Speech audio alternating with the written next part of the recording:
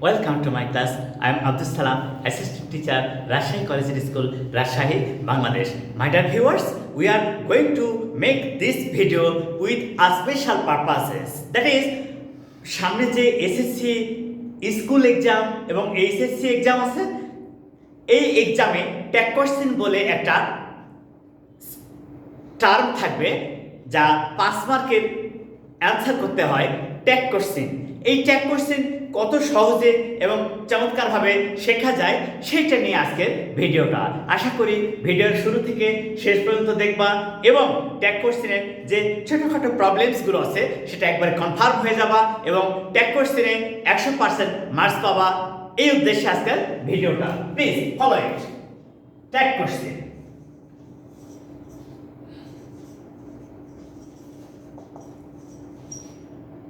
আচ্ছা, এই যে এই বোর্ডটা আছে এটা কিন্তু ওয়ালে একবারে অ্যাটাচড নয়। কিভাবে অ্যাটাচড করা আছে দেখো, এই যে এই হুক আছে ট্যাগ করা হলো, এই হুকের সঙ্গে ট্যাগ করা হলো, এই হুকটা ট্যাগ করা হলো, এই যে এই হুকটা ট্যাগ করা হলো। এইভাবে মোট 6টা 6 2 8টা হুকস আছে। এই হুকসগুলো দিয়ে এই বোর্ডটা ওয়ালের সঙ্গে ট্যাগ করা আছে। ঠিক একইভাবে যদি মূল সেন্টেন্স বা স্টেটমেন্টের সাথে ছোট্ট একটি প্রশ্ন যুক্ত করা হয় তখন তাকে ট্যাগ কোশ্চেন বলে। যেমন দে আর ব্রাইট স্টুডেন্টস। দে আর ব্রাইট স্টুডেন্টস। আরন্ট দে?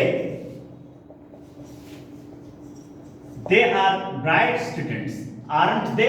তাই নয় কি? খুবই ইন্টারেস্টিং। সেটা হলো যে এই মূল সেন্টেন্সের যে সাবজেক্ট ট্যাগ কোশ্চেনে তার সাবজেক্ট আকারে বসে। মূল সেন্টেন্সের সাবজেক্ট ট্যাগ কোশ্চেনেও তার সাবজেক্ট আকারে বসে। মূল সেন্টেন্সে বি ভার্ব বা অক্সিলারি ভার্ব থাকলে ট্যাগ কোশ্চেনে তার ভার্ব আকারে বসে। মূল সেন্টেন্সে বি ভার্ব বা যে কোনো অক্সিলারি ভার্ব থাকলে ট্যাগ কোশ্চেনে তার ভার্ব আকারে বসে। আর আরো মজার ব্যাপার হলো যে মূল সেন্টেন্স বা স্টেটমেন্ট যদি অ্যাফার্মেটিভ হয় ট্যাগ কোশ্চেন হবে নেগেটিভ, আর মূল সেন্টেন্স যদি নেগেটিভ হয় ট্যাগ কোশ্চেন হবে অ্যাফার্মেটিভ। তাহলে এবারে দেখি তো, she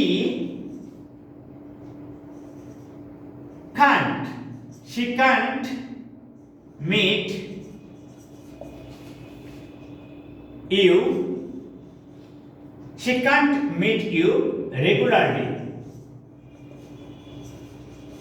She can't meet you regularly. Can't she? এইটা দেখো তো কিভাবে হলো এটা। she সাবজেক্ট ট্যাগ কোশ্চেনে তার সাবজেক্ট হলো, can't নেগেটিভ, এখানে হয়ে গেল অ্যাফার্মেটিভ। একটা ছোট্ট কথা বলি যে যখন তুমি ট্যাগ কোশ্চেনের উত্তর করবা পরীক্ষায় তখন কিন্তু এই সম্পূর্ণ সেন্টেন্স তুলতে হয়। সম্পূর্ণ সেন্টেন্স তুলে তারপরে উত্তর লিখতে হয়। কখনোই শুধু উত্তর লিখবা না, সেন্টেন্স তুলে তারপরে উত্তর লিখবা। আজকের ভিডিওটা এমন ইম্পর্টেন্ট যা তোমাদেরকে ট্যাগ কোশ্চেনের যে কোনো ডিফিকাল্টিস থেকে রক্ষা করবে এবং হেল্প করবে টু গেট 5 আউট অফ 5। আচ্ছা, এবারে তারপর দেখো তো, হি হার্ডলি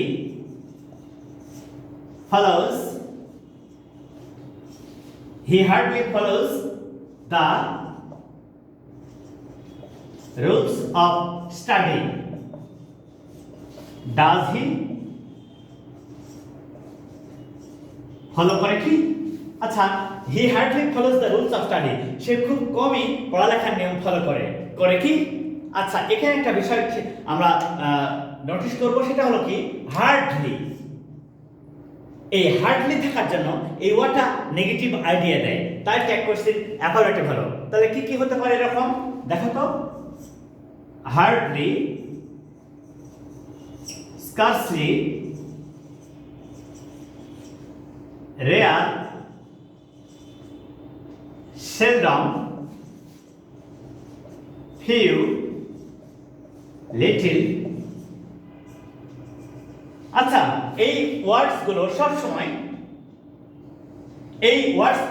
সবসময় নেগেটিভ অর্থ বহন করে। এই ওয়ার্ডসগুলো সবসময় নেগেটিভ অর্থ বহন করে। যেহেতু এগুলি নেগেটিভ অর্থ বহন করে তাই এর ট্যাগ কোশ্চেনগুলো হয় অ্যাফার্মেটিভ। এই যে does he hardly follows the rules of study. Does he করে কি? এই যে এভাবে আমরা শিখবো। যখনই অনেকে ভাবতে পারে না বা যে এটা তো আছে কিন্তু এটা তো নেগেটিভ নট বা নো কিছুই নাই, তাহলে কিভাবে ধরবো? না, সেটা চিন্তা করার দরকার নেই। আমরা যখনই দেখবো এইটুকু দেওয়া আছে hardly, scarcely, rare, seldom, few, little, তখনই ধরে নেব এই অংশটা নেগেটিভ আছে, তখন ট্যাগ কোশ্চেনটা হবে অ্যাফার্মেটিভ। আশা করি এখানে তোমাদের আর কোনো সমস্যা নেই। এবারে পরবর্তী স্টেপে যাই, দেখা যাক কিভাবে হয়। আমরা বাস্তবতা নিয়ে কাজ করব। আমাদের কাজ হচ্ছে গ্রামাটিক্যাল রুলসগুলোকে সুন্দর করে উপস্থাপন করা, তুলে ধরা, যা তোমাদেরকে যে কোনো এক্সাম বা যে কোনো টেস্টে অনেক সাফল্য দিতে পারে। এবার দেখো, everybody likes to be happy. Everybody likes to be happy, don't they?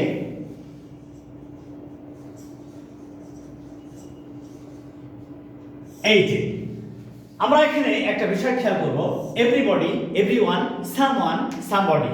Everybody, everyone, someone, somebody, anyone, anybody. এই মূল সেন্টেন্স বা স্টেটমেন্টে যদি এগুলির যে কোনো একটা থাকে সাবজেক্ট আকারে, তাহলে ট্যাগ কোশ্চেনের সাবজেক্ট হবে দে। তাহলে আমরা কি শিখলাম যে মূল সেন্টেন্স বা স্টেটমেন্টে যদি সাবজেক্ট থাকে এভরিবডি, এভরিওয়ান, সামওয়ান, সামবডি, তাহলে ট্যাগ কোশ্চেনের সাবজেক্টটা হবে দে। দে হবে। তাই এখানে একটা বিষয় আমরা ফলো করব যে এভরিবডি লাইকস, এভরিবডি কিন্তু সিঙ্গুলার, এভরিবডি সিঙ্গুলার, তখন কিন্তু লাইকস হলো।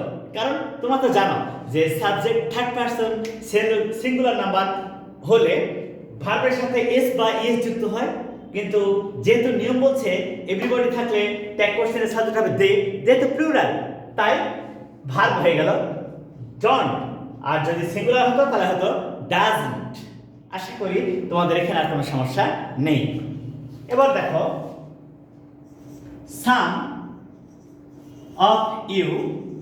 some of you like to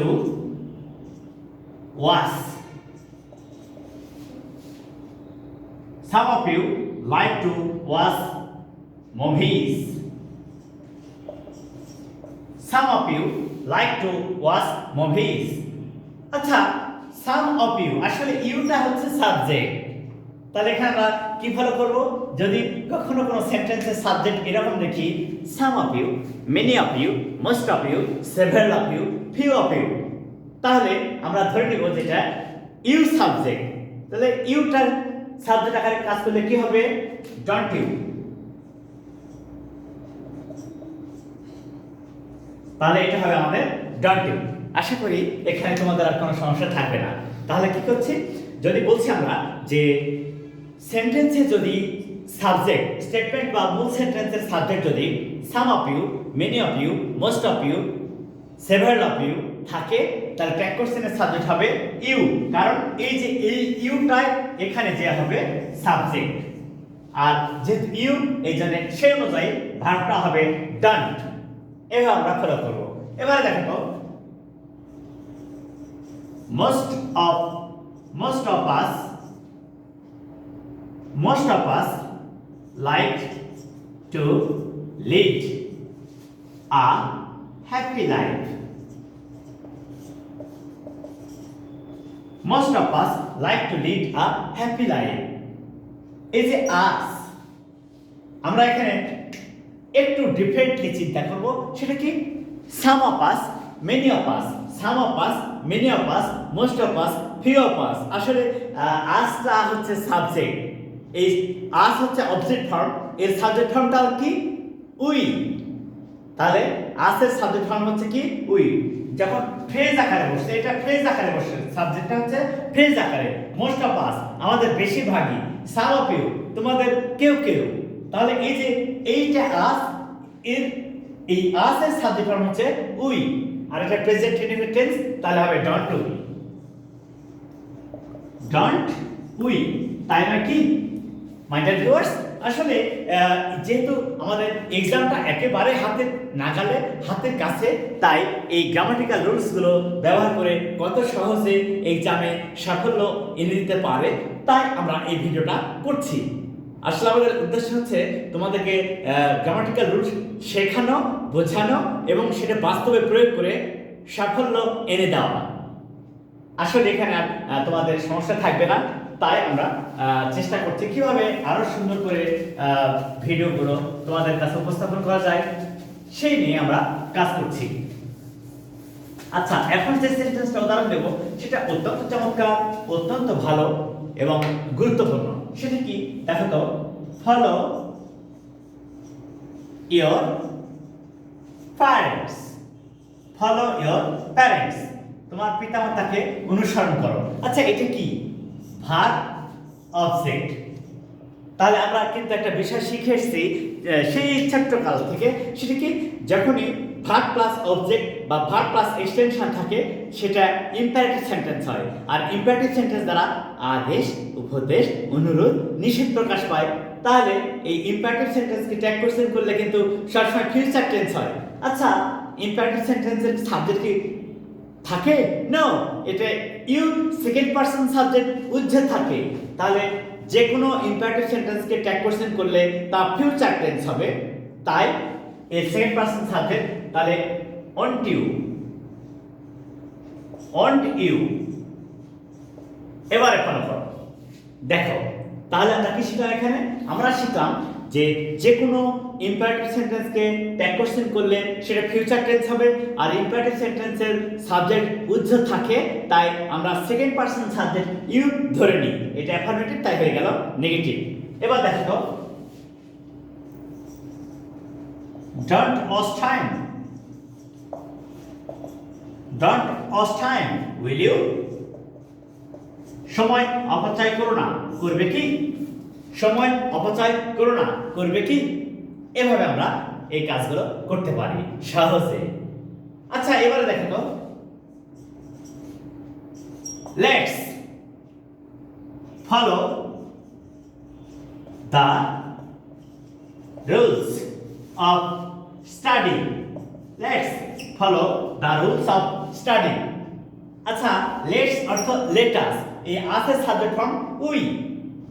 আর তার আগে বলেছিলাম যে ফিউচার টেন্স করতে হবে, কারণ ইম্পারেটিভ সেন্টেন্স। তাহলে শ্যাল উই, শ্যাল উই। এইভাবে চমৎকার করে ট্যাগ কোশ্চেন করা সম্ভব। তাহলে কি বললাম, যদি মূল সেন্টেন্স বা স্টেটমেন্টে লেটস বা লেট আস থাকে, তাহলে এর সাবজেক্ট ফর্ম হচ্ছে উই আর এটা শ্যাল হলো। এবার দেখো তো, let him sing a song, let him sing a song, তাকে একটা গান গাইতে দাও। will you, দিবে নাকি? এই যে, তাহলে যখন লেটস বা লেটাস থাকবে তখন হবে শ্যাল উই, কারণ আসের সাবজেক্ট ফর্ম হচ্ছে উই। আর let him, let her, let them, us ছাড়া অন্য যে কোনো পার্সোনাল অবজেক্ট যদি লেটের পরে থাকে তাহলে ট্যাগ কোশ্চেন হবে উইল ইউ। আশা করি এটা তোমাদের আর সমস্যা নেই। আমি আর দু একটা ইম্পর্টেন্ট সেন্টেন্সের উদাহরণ দেব, তাহলেই তোমাদের অনেক সহজেই ট্যাগ কোশ্চেন সমাপ্ত হবে। মনে রাখবে যে প্রত্যেকটা ওয়ার্ডস, প্রত্যেকটা সেন্টেন্সই অত্যন্ত গুরুত্বপূর্ণ।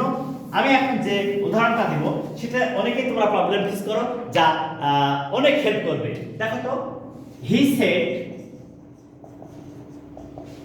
I shall help you. He said I shall help you. Tag question mark. He said I shall help you.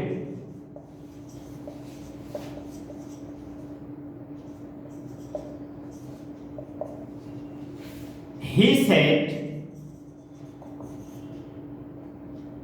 that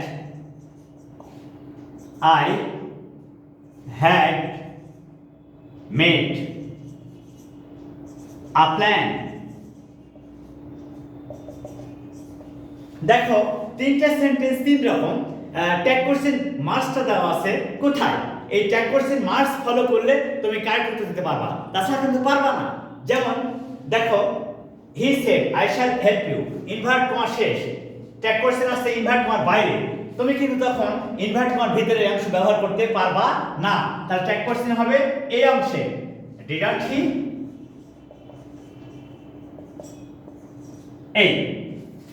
এইটুকুই তোমাকে ফলো করতে হবে যে তোমার ট্যাগ কোশ্চেন মার্কসটা আছে ইনভার্ট কমার বাইরে, তাহলে তুমি রিপোর্টেড স্পিচের ইনভার্ট কমার ভিতরে যে অংশ আছে এইটা ব্যবহার করতে পারবা না। এবার দেখো, ট্যাগ কোশ্চেন মার্কসটা আছে ইনভার্ট কমার ভিতরে, ইনভার্ট কমার ভিতরে ট্যাগ কোশ্চেন মার্কস, এখান থেকে এইটুকু ব্যবহার করতে পারবা, এইটা তখন বাদ। যেমন আগে এইটুকু বাদ দিয়েছ, এবারে ট্যাগ কোশ্চেনের মার্কটা দেওয়া আছে এই রিপোর্টেড স্পিচের সাথে, তাই এইটাকে ভার্ব আকারে ব্যবহার করতে হবে। যেমন শ্যান্ট আই, শ্যান্ট আই, তাহলে শ্যালের শর্ট, শ্যাল নট এর শর্ট ফর্ম হচ্ছে শ্যান্ট, শ্যাল নট এর শর্ট ফর্ম হচ্ছে শ্যান্ট। তাহলে আমরা সহজেই বুঝতে পারলাম যে ওই ট্যাগ কোশ্চেন মার্কসটা যদি রিপোর্টেড স্পিচের বাইরে, ইনভার্ট কমার বাইরে থাকে, তাহলে ট্যাগ কোশ্চেনটা হবে রিপোর্টিং ভার্ব অনুযায়ী, আর ট্যাগ কোশ্চেন মার্কস যদি রিপোর্টেড স্পিচের ভিতরে থাকে, তাহলে ইনভার্ট কমার ভিতরে, তাহলে ট্যাগ কোশ্চেন হবে রিপোর্টেড স্পিচের ভার্ব অনুযায়ী। আর এইটা কমপ্লেক্স সেন্টেন্স, তাহলে ট্যাগ কোশ্চেনের পাশে যে ক্লজ থাকবে সেই ক্লজ অনুযায়ী ট্যাগ কোশ্চেন হবে। যেমন hadn't I,